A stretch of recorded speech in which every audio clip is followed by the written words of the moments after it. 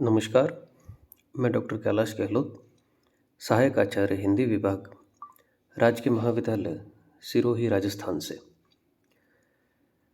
शोध कार्य के अंतर्गत जो विषय है हमारा वह है शोध परिकल्पना के स्रोत। जब कोई शोध कार्य किया जाता है तो वह शोध कार्य किस दिशा में होगा, कैसा होगा, उसके आयाम क्या होंगे, उसकी एक परिकल्पना का निर्धारण किया जाता है।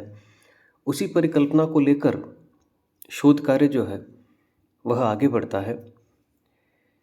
उस परिकल्पना के स्रोत क्या क्या हो सकते हैं, उन स्रोतों पर हम संक्षिप्त में बात करेंगे। सबसे पहले कि परिकल्पना एक विचार है। एक विचार की तरह जो है वह परिकल्पना जन्म लेती है। यह विचार शोधकर्ता का स्वयं का भी हो सकता है और किसी और के अनुभव से भी उत्पन्न हो सकता है। शोधार्थी के जीवन का, परिवेश का, स्वयं का भी अनुभव हो सकता है और किसी और के अनुभव से भी यह विचार ग्रहण किया जा सकता है। परिकल्पना का निर्माण शोध कार्य प्रारंभ करने के समय ही कर लिया जाए या शोध कार्य प्रारंभ हो और उसके साथ साथ चलते चलते ही परिकल्पना का निर्माण किया जाए, इस पर विद्वानों के विचारों में काफ़ी मतभेद है। कुछ विद्वानों का यह मानना है कि परिकल्पना का निर्धारण पहले होता है, फिर उस परिकल्पना के आधार पर ही शोध कार्य जो है वह आगे बढ़ता है।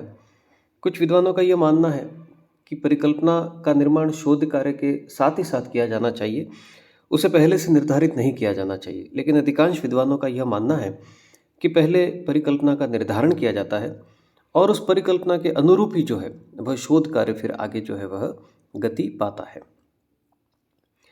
कई बार पहले से स्थापित परिकल्पना से ही किसी नई परिकल्पना का निर्माण और निर्धारण कर लिया जाता है और उसे अगले शोध कार्य के लिए स्वीकार कर लिया जाता है आधार के रूप में। कुछ परिकल्पनाएं ऐसी होती है जो परीक्षण के उपरांत एक वैज्ञानिक सिद्धांत के रूप में स्थापित हो जाती है और वे ही परिकल्पनाएं आगे चलकर किसी नई परिकल्पना को जन्म देती है। कई बार विद्वान पहले से स्थापित परिकल्पना में कुछ अपनी मौलिकता को जोड़कर एक और नई परिकल्पना का जो है वह निर्माण कर लेते हैं। परिकल्पना के निर्धारण में शोधार्थी के अपने संस्कार भी महत्वपूर्ण भूमिका निभाते हैं। कई बार शोधार्थी अपने जीवन, अपने परिवेश के संस्कारों से ही जो है वो परिकल्पना का निर्धारण कर लेता है। कई बार किसी क्षेत्र विशेष में काम करने की जो मनोवृत्ति है उसके आधार पर भी जो है वह परिकल्पना का निर्धारण या निर्माण होता है। व्यक्तिगत अनुभव जो है वो हर व्यक्ति के जीवन के अपने अपने होते हैं। जीवन को वह अपने दृष्टिकोण से देखता है, परिभाषित करता है।